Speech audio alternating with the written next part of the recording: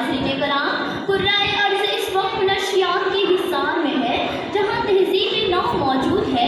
ممکن نہیں کہ وہاں نشاور اشیاء موجود نہ ہو۔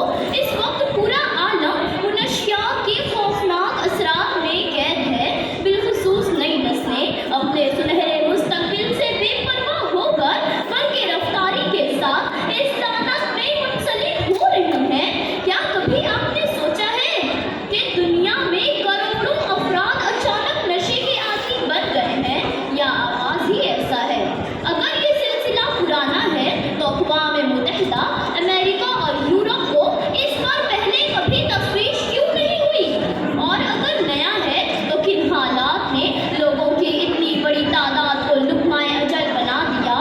منشیات سے مراد ایسی دوائیں ہیں جن کے استعمال سے سرور و انبساط کی کیفیت محسوس ہو، دنیا سے بے نیازی اور بے خودی کی کیفیت طاری ہو جائے اور انسان بدمستی میں گم ہو کر اپنے تمام دکھ درد بھول جائے۔ شروع میں تو بہت ذہنی سکون فراہم ہوتا ہے، مگر جب نشہ سر چڑھتا ہے تو پھر اس کی طلب بڑھ جاتی ہے اور ذہن کو بے چین کر دیتی ہے۔ اس کے حصول کے لیے وہ تڑپ جاتا ہے اور صرف نشہ کرنا ہی اس کے زندگی کا اصل مقصد بن جاتا ہے۔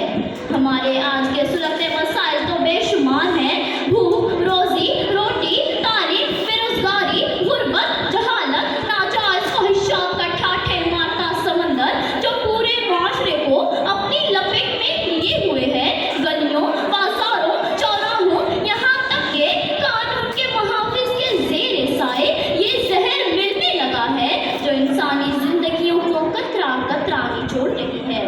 جیسا کہ جناب صدر ہم جانتے ہیں، منشیات الخبائث یعنی تمام مصیبتوں کی جڑ ہے۔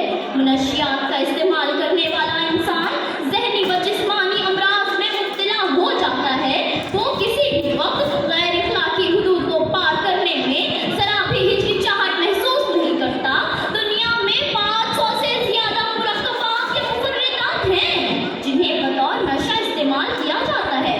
معزز سامعین، تاریخ شاہد ہے کہ نشہ آور لوگوں کے ہاتھوں اپنی ہی ماں اور بہنوں کے جانب قدم اٹھے ہیں۔ انہوں نے ان کی چادر عصمت کو بھی تار تار کیا ہے۔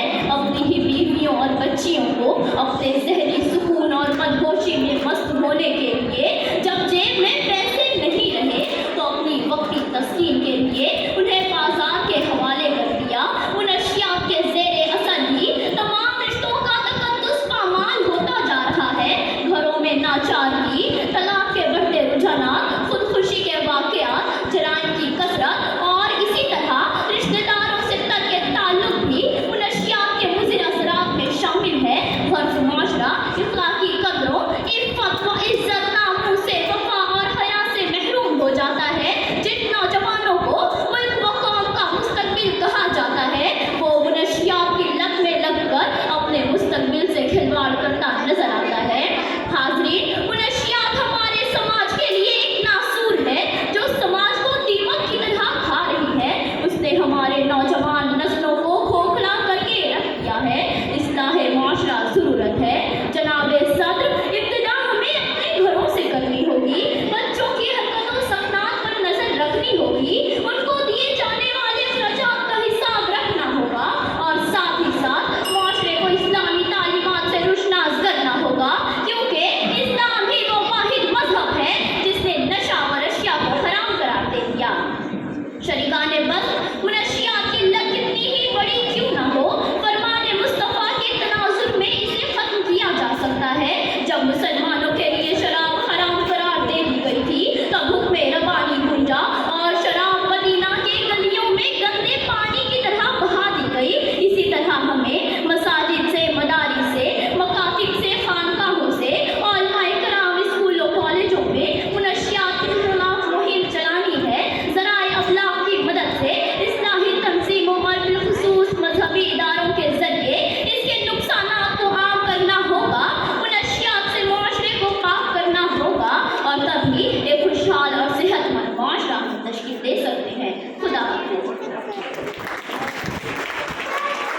بہت خوب، میں محترم اسماعیل صاحب سے درخواست کرتی ہوں کہ وہ یہاں پر آئے اسٹیج پر اور इस तालिबा की हिम्मत अफजाई करें। मोहतरम इस्माइल साहब।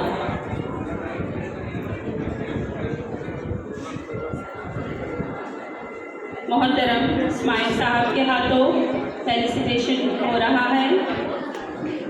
बहुत मुबारक। सर्टिफिकेट और ट्रॉफी दोनों चीज़ों से नवाजा जा रहा है तालिबा को। अब मैं मेरी साथी असातिज़ा मोहतरमा साजिदा पठान साहिबा को आवाज़ देती